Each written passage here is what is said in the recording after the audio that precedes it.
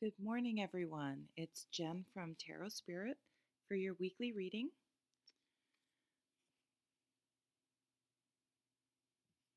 I hope everyone had a nice week.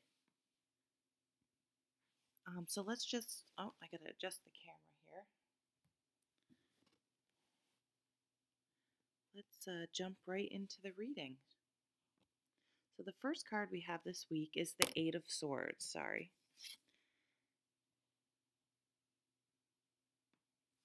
So I like to remember the image, and I do this a lot, even though I don't use the Rider-Waite deck a lot. A lot of books have those images in them, and I do. I had a deck. I lent them out, and I never got them back. But um, it has a very good image for this card that I use, and that is it shows a woman blindfolded with eight swords making a circle around her. However, if you look closely, one of the swords is not um, perfectly in line with the circle, and so it's making, I guess you could, an opening in the circle. Now, but she's blindfold. If she were only to remove her blindfold, she would see that she could actually get out, that she's not trapped. And because it's a sword card, this really points to there is a block in your mind, swords are thoughts, that is keeping you trapped in this perceived, situation that you're in. You perceive that you're trapped, but it's your perception and your own block in your mind that is keeping you where you are, whether it's a bad job, a bad relationship, um, preventing you from following your dreams, from anything. I mean, it could be as simple as you've always wanted to dance or take a dance class, and for some reason you're too afraid to do it for some reason. It doesn't have to be anything super major, but in kind of a way, this card is saying, you're being your own worst enemy, and it's something in your own mind that you need to usually let go, so you can just take that blindfold off and, oh, wow, I can just get out right there. I'm really not trapped. Lots of times the swords asks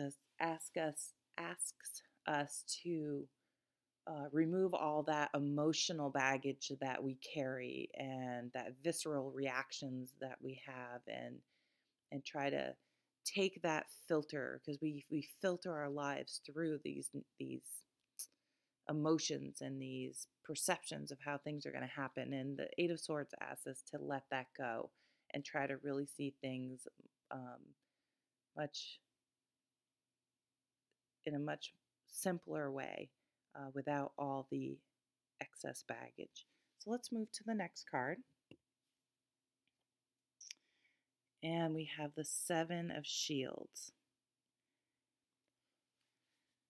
So this is a card that just in the last year or two, I've really got a really good sense of what it means. And for me, I was just worried about my son, just the way parents do, feeling like, oh, are we going to get through this? And I drew the Seven of Shields. And the Seven of Shields is, again, back to the Rider-Waite deck, shows a farmer who has planted his crops. And sort of the story behind it is no amount of wishing or hoping or begging or being impatient or nagging someone else is going to make those crops grow any faster than they're going to grow. It takes, there is a certain amount of time, and there's nothing you can do about it, and you need to just be accepting of that. So when I got that in a reading where I was thinking about my son, it just clicked for me.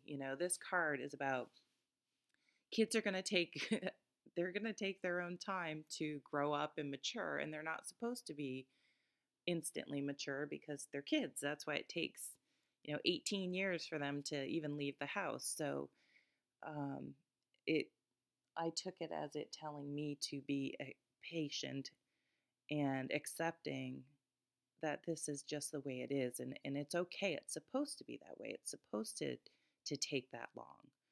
Um,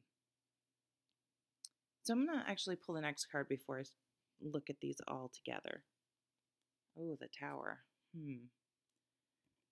So the Tower, it's one of those dreaded cards. Oh God, the Tower.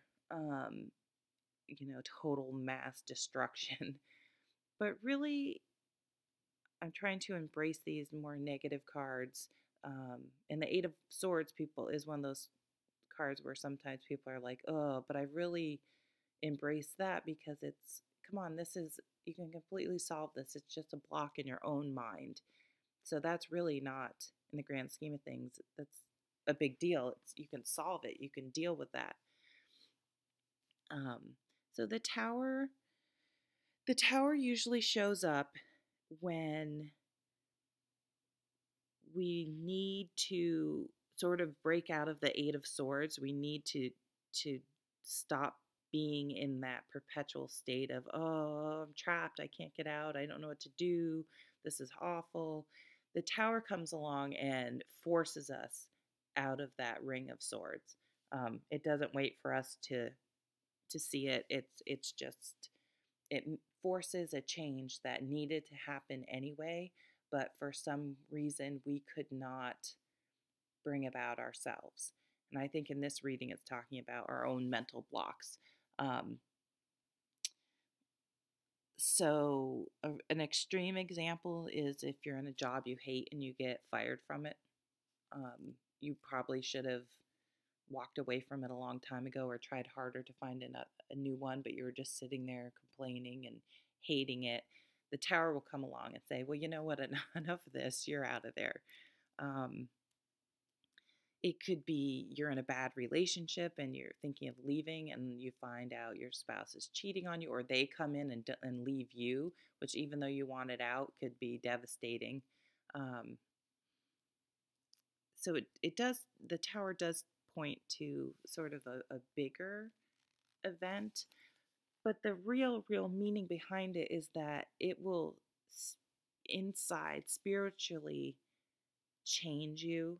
And even though it might be painful, it will really strip down everything to what's important, and it will change your life and end up being in a very positive way.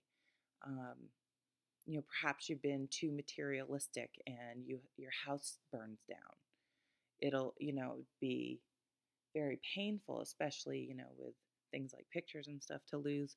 But in a way, it may be very freeing to be released of all those material goods that you spent way too much time worrying about, and realize that your family was safe, hopefully your pets were safe, and that's all that truly matters. So it's a way of, it forces you to put things in perspective. So looking at everything together, there's a block within us that we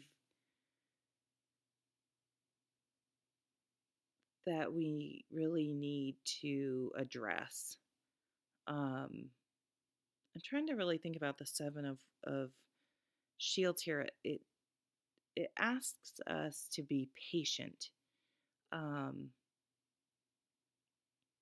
However, the Tower is going to bring about this change sooner than later. So perhaps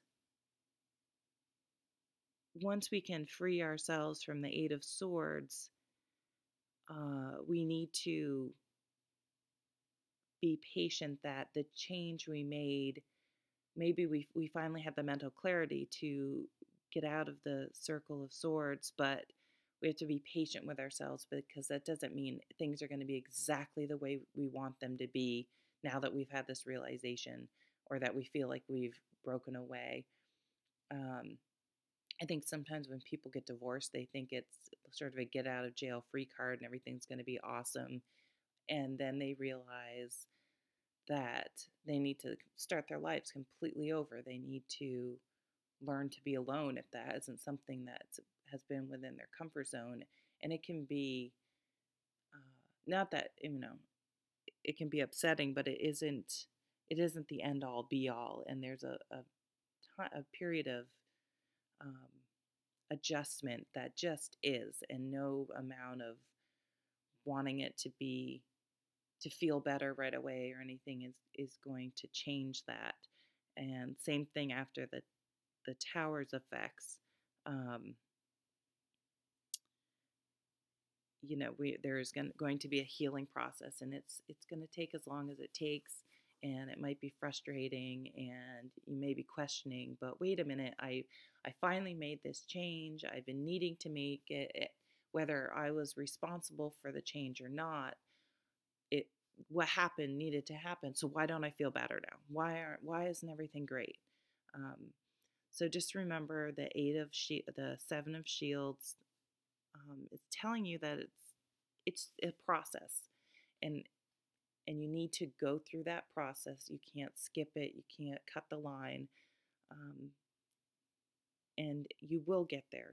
Every child grows up. The crops do grow, and it just takes the time it takes.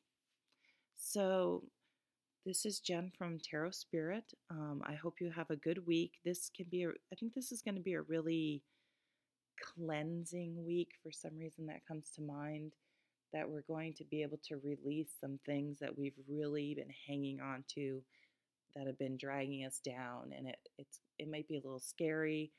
It might be upsetting at first, but I think in the long run, it's going to be completely transformative, and we'll be grateful that it happened, because without it happening, we wouldn't get to the place we need to go. Um, Thanks again for watching. Have a great week.